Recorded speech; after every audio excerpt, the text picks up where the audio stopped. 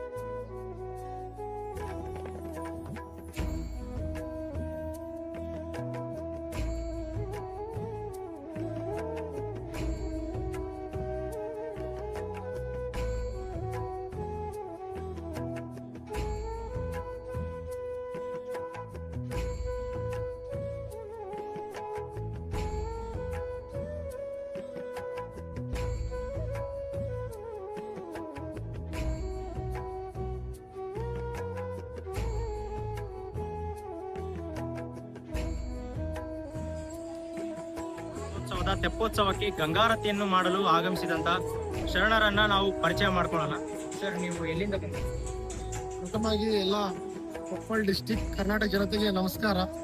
ನಾವು ಹುಬ್ಬಳ್ಳಿಯಿಂದ ಬಂದಿದ್ದೀವಿ. ಹುಬ್ಬಳ್ಳಿ ಶಿವ ಅಂತೇಳಿ ಎಲ್ಲ ಹುಬ್ಬಳ್ಳಿ ಶಿವ ತಂಡರೇ. ನಿಮ್ದು ಎಷ್ಟು ವರ್ಷದಿಂದ ಇಲ್ಲಿ ಕೊಪ್ಪಳದಲ್ಲಿ ಮಾಡ್ತಾ ಇದ್ದೀರಿ? ಕೊಪ್ಪಳದಲ್ಲಿ ಪ್ರಥಮ ಬಾರಿಗೆ ನಮ್ಮ ಗುರುಜಿಯವರಿಂದ ಕರೆ ಬಂದ್ ನಮ್ಗೆ. ಕರೆ ಬಂದ ಕೂಡಲೇ ನಾವು ಇಮಿಡಿಯೇಟ್ ಆಗಿ ನಮ್ಮ ಸೌಭಾಗ್ಯ ಇಲ್ಲಿ ಗಂಗಾ ಆರತಿ ಮಾಡ್ಲಿಕ್ಕೆ ಸಿಕ್ಕಿದ್ವು ಅಂತ ನಾವು ಒಪ್ಕೊಂಡಿದ್ವಿ. ಈ ಗಂಗಾ ಆರತಿಯನ್ನ ಎಷ್ಟು ವರ್ಷದಿಂದ ನೀವು ಮಾಡ್ಕೊಂಡ್ ಬರ್ತಾ ಇದ್ದೀವಿ? 2023 ಗಣಪತಿ ಉತ್ಸವದಲ್ಲಿ ನಾವು ಶುರು ಮಾಡಿದ್ದು. ಕಾಶಿ ವಿಶ್ವನಾಥ್ ನಮ್ಮ ಅಯೋಧ್ಯ ಮಂದಿರ ಹೋದಾಗ ನಮಗೂ ಒಂದು ಇದು ಬಂತ, ಈ ತರ ನಮ್ಮ ಜನಕ್ಕೆ ನಾವು ತೋರ್ಸೋಣ ಅಂತ ನಾವು ಅಲ್ಲಿ ಒಂದು ವಾರ ಇದ್ವಿ.